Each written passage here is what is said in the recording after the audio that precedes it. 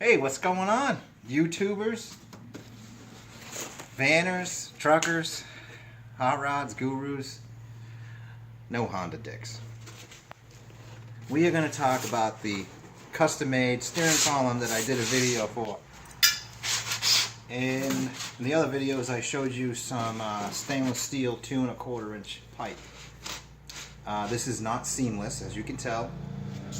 Okay.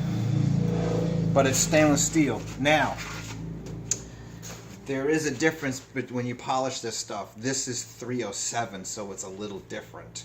304 is a lot better to polish. 307, I found out a few minutes ago that this is a lot harder than the 304. And you can tell this is pretty gnarly.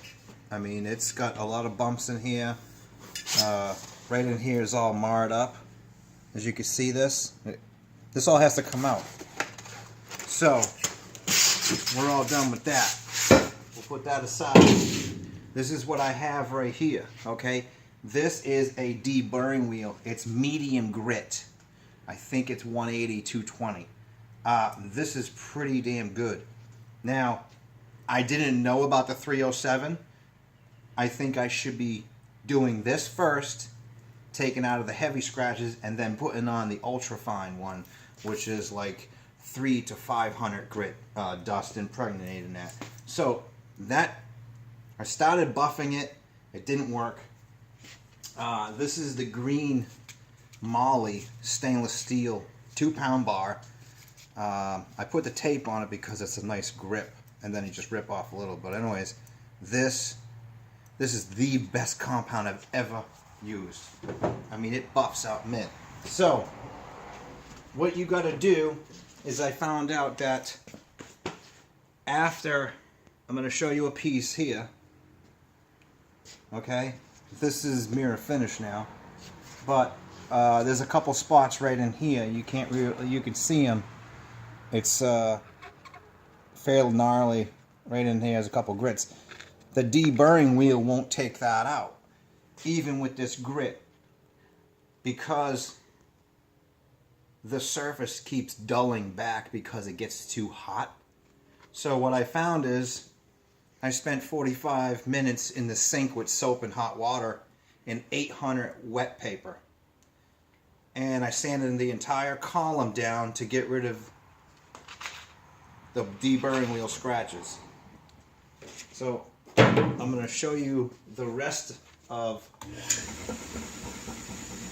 the process of doing this to get from here all the way up to here is done. You can see how nice that is. Wonderful.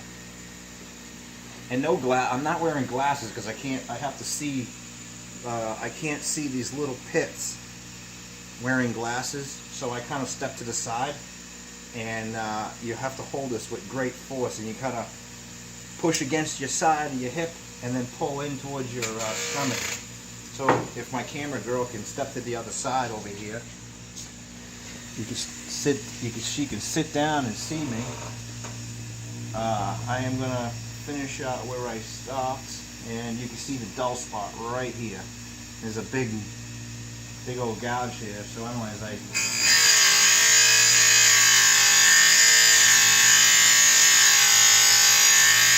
pretty much it.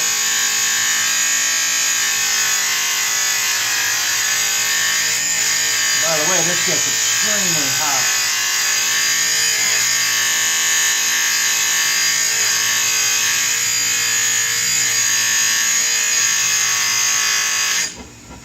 And I have to compound every couple of seconds here. See, I got that one out right there. And I'm doing the whole thing because I gotta cut it off.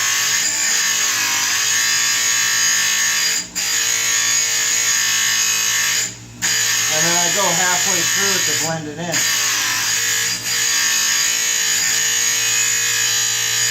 And right in here on the top I can see it.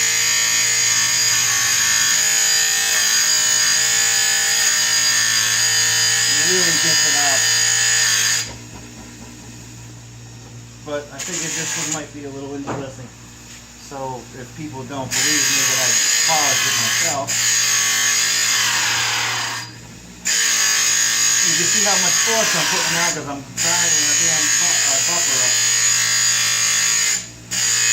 I would like to get a bigger one, but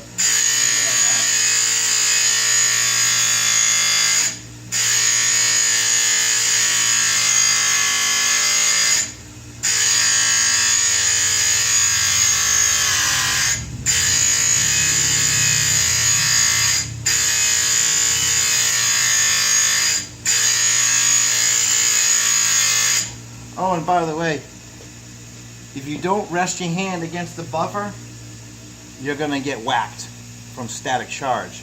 The minute that your body doesn't make ground with the surface before you go into it, it'll light you right up. And I found out a couple minutes ago. So I have to rest my glove against the buffer.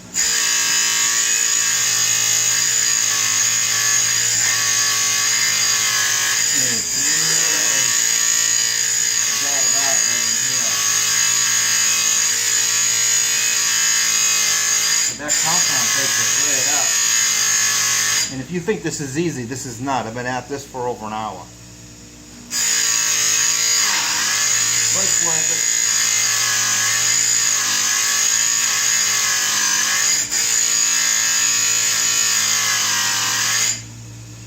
So you get the idea. It's a custom-made steering column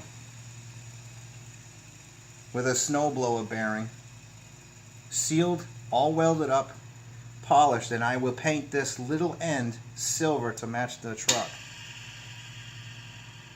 But that's what you're after for a custom effect. Good luck.